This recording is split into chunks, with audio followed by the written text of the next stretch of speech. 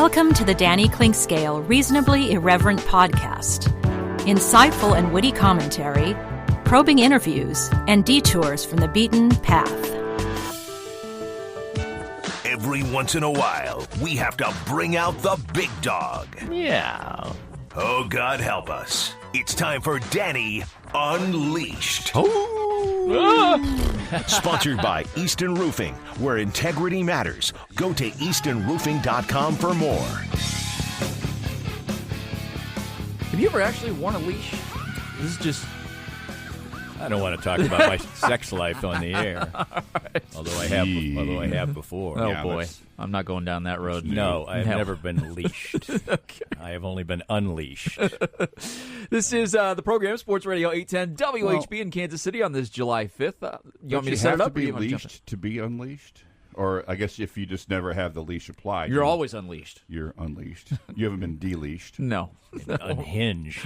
Yeah. There you go. Danny, unhinged. Maybe that would be a better title for the segment. Soren Petro is out today. My name is Brad Porter. Curtis Siebolt is here. Jed Marshall is running the show, and it's Danny Unleashed. Coming up at noon, Alec Lewis from The Athletic will join us and talk some Royals baseball. We'll actually got some fun things to talk about. If you don't believe me, stick around for the noon hour. At 1 o'clock, we'll play Stump the Chumps, where you can take on Curtis and Pete Enoch and Jed, because I'm awful at Twitter, or at trivia. It's just not my thing.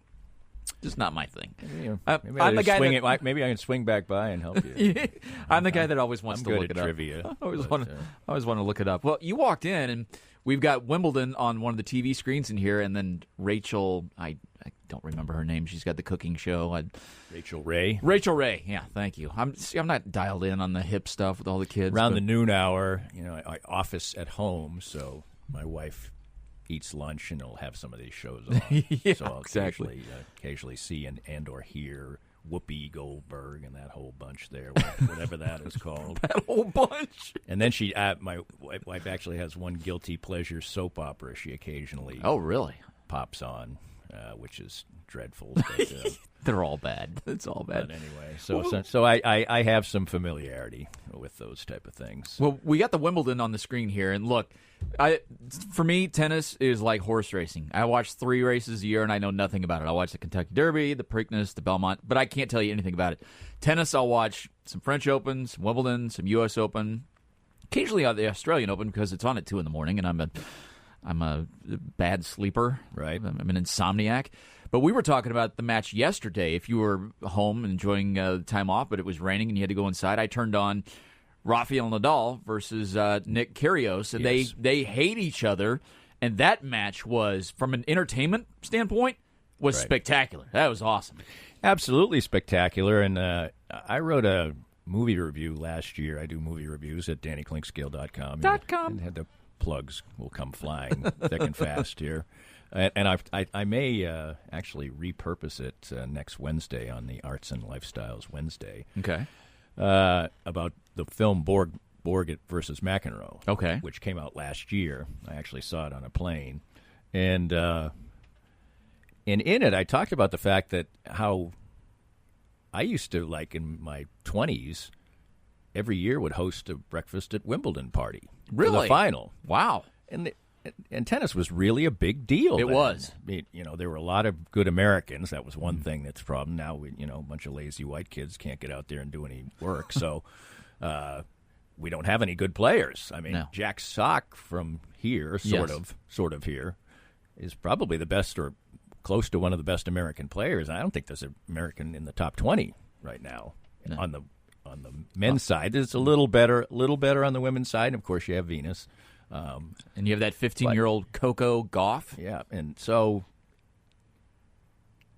tennis is like you said, for most Americans now, it is just a triple crown, like Olympics, sort of. I'll watch the skating, whatever. It's fallen into that category, and I also think it is the kind of sport where, since you have to beat an individual across from you, it's not like golf. You're playing, or teams versus team, or golf. You're playing against the course while the other individuals are also doing the same. That you do tend to really see that the true action is only going to start in the quarterfinals, semifinals, finals because the same people are there all the time. I Right. mean, Nadal, Djokovic, Federer have won the last, 57? 15 I know. majors, I think, and 52 of the last 64, something, Wow. some ungodly figure like that. So in America, it's it's sort of like become women's golf, which used to be a little more popular, but now there's no good Americans, and people are, and Golf Channel knows it.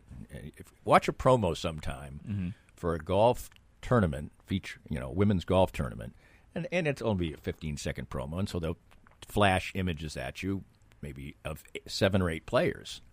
Lexi Thompson is usually one of them. They'll all be Americans or Brooke Henderson, Right. who's from Canada, and then maybe one of the Asian players who dominate the sport. And for instance, Tiger's old coach Hank Haney? About a month ago, he got suspended. He got suspended because right before the Women's Open, his producer or the other person who talks to him or whatever said, "Well, so who are you picking?" And then he says, "Well, I don't know, but somebody named Lear Park's going to win." And he got suspended for that. Right. But that is the perception, and it's a reality that it's dominated by Asian players who are very dedicated to their craft and put to shame the efforts of the Americans. So if you don't have an American presence in an international sport, then it's very difficult for it to be. I don't quite understand it. There's people to root for from all across the world, but I think we see it in the Women's World Cup. The fact that people who maybe don't even like soccer at all and certainly they don't like women's sports are embracing it because they can. It's America. Yeah, they can root for America. I was talking to somebody recently, and he's somebody who doesn't, I think, really maybe like soccer a little bit. We said, but you put on the old red, white, and blue, and I'm in. Right. And there are a lot of people like that, and that's cool. Right. Especially right here at the 4th of July. Absolutely. So I expect tomorrow. I went to the watch party on Tuesday, and It was did a fantastic. little The mini pictures and the podcast, videos were great. A little mini podcast about it, which you can find at DannyKlingskill.com. And I thought that on a Tuesday afternoon for a 2:00 game, That was I unbelievable. might walk in and say, "Ooh, it was packed." Yes. I mean, it was just mobbed and great atmosphere, great scene. Nate doing a great job up there with his Uncle Sam hat on And his sleeveless shirt. yeah, and the whole 9 yards, and singing and chanting, and it was a great scene. So, that's a great story, and they probably will win, and continue the dominance of a sport that we can't even come close to being competitive in, basically, almost, and on the men's side. Right. And it's going to be Sunday morning, 10 o'clock. Yep, They're for the women, and they're asking folks to try to get there by 9 because they're expecting a full house. And I'm going to guess, whether you're religious or not, I'm guessing a lot of people might be skipping Mass on Sunday to get down there. Right. Well, because I'd say they probably had at least 2,000 people there the other day, and I expect a similar crowd. It's a weekend. That was a weekday afternoon. Now, we were approaching the 4th of July. I think it was a week where a lot of people cut out of work, but still, it was all ages, all sexes, all walks of life. Right. It was really a great scene. Great scene. Well, of course, they got Curtis. Do you have? No, I just looked at you. That was Okay, I thought you looked at me because you wanted to say something. No, I just looked at you. Just gazed lovingly at you. Yes. Well, watching the women play, they've come in for criticism going back to for the celebrations. Nothing about their game. Nobody has a problem with the way they play because they're spectacular. But they took some heat after the Thailand game because they celebrated all 13 goals, which I tell people, look, I know guys who have played in World Cups. Mostly men's players and a few women's. Becky Sauerbrunn I covered when she was with FC Kansas City. She's a terrific defender. But you have guys who might play in one World Cup, women who might play in one World Cup. Right. If they're lucky, 2. If they're really lucky, 3. You never know if you're ever going to score again. And I'm sorry, if it's 13, it's 13. If I score, I'm celebrating. Now, maybe you can criticize counting the goals on your fingers or whatever, but we had Alex Morgan. Well, I did have a problem with that because she scored 5. Right. So on the 4th and 5th one, when you're Okay. just burying an opponent, I think you can just calmly.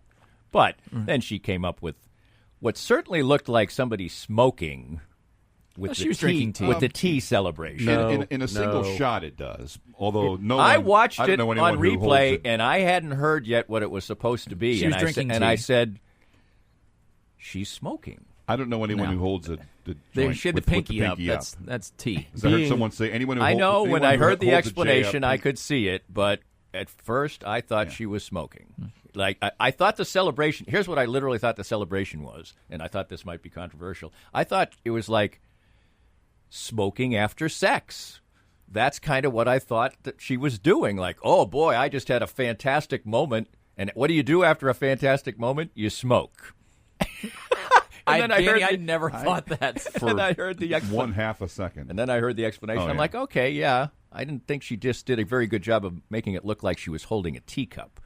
The pinky in the air part, yes, I saw that. Yes. But anyway, I guess without a prop. Yeah.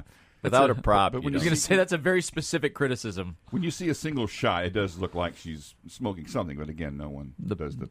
It's either 3 fingers up or Yeah. none, right? I mean, if you're Yeah, and they had been getting hammered. I wouldn't know about that. They had been getting hammered by the English media the whole week leading up to it. Called spoiled multimillionaires and arrogant and like, yeah, you know what? If I'm that good at something, I'm probably going to be a little arrogant. They're certainly not multimillionaires. They're certainly not. No. I mean, this is a great moment for them to play on the national team and have this kind of exposure because maybe they'll have a year or two, if they're lucky, 5 of some endorsements. And, Right. You know, they do get paid relatively well for being on the national team, and they're suing to be paid more. Right. And that settlement will probably be worth some good money for them. But, you know, they're generating a lot of dollars. It's just when the argument is made for equal pay for women athletes, what they're not arguing that they can play as well. They're just arguing that they're providing the same kind of entertainment. Right. And On the national team level, yes, 100%. Right. And then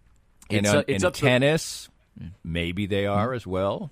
You know, that's arguable. They get paid. I think they do get paid the same or close to it at the majors. Now, the counter argument to that is that they don't play 5 sets, which is a reasonably decent argument. I can kind of see that. But if they are providing good entertainment and the ratings are just as good for a Serena Williams tennis match as, which they probably are in this country because she's American, then they deserve the same pay. They're playing the same sport. I've said this a million times. The criticism of women's sports is something I will never understand because if you just want to talk about watching the very best, you don't do it too. And there's things that you like watching your college football team play, right, or watching high school sports or anything like that aren't the very best. Right. So why should you belittle the efforts of a women's soccer team? They're the best at what they do. That's the best in that genre. Mm-hmm. You know, the best college football team would get their ass kicked by the worst NFL team. And Absolutely. I hate when they make that argument. Yeah. They'd be 500 in the And NFL. these other spurious arguments, and I'll argue against those type of things too when they trot out stuff like Venus Williams could beat the 350th ranked men's player, which was an argument from a couple of years ago. Right. Which is a joke. She couldn't. And all you'd have to do is I literally went and looked up the 350th best men's tennis player. And his average serve was like 12 miles an hour faster than Serena, who was the hardest server on that women's tour. I mean, she couldn't beat him. She couldn't. The women's World Cup team played an under 15 team a few years ago, and they got beaten 5-2. So they can't compete, but that's not the point. It's not the point. They're the best at what they do. And Right. I know, Danny, you're a soccer fan. You've written about it on your website, DannyKlingscale.com. That would be true. The men's team for me, and I'm not going to – this will be the last thing I'm going to say about it. The men's team for me, I really thought at the beginning of – well, maybe the end of spring that this team was in danger again of not making the World Cup in 2022, and I realized that's 2.5 years away. That they waited a year to hire a coach, which was ridiculous. U.S. Soccer is not doing their job. And then they put in some poor performances, got into the Gold Cup, started playing a little bit better. I'm not convinced or sold yet I that agree this with thing that. is in the right spot. I still think they're in danger for 2022. But for the Gold Cup, reaching the finals, getting a chance to play Mexico, it's more encouraging, but by no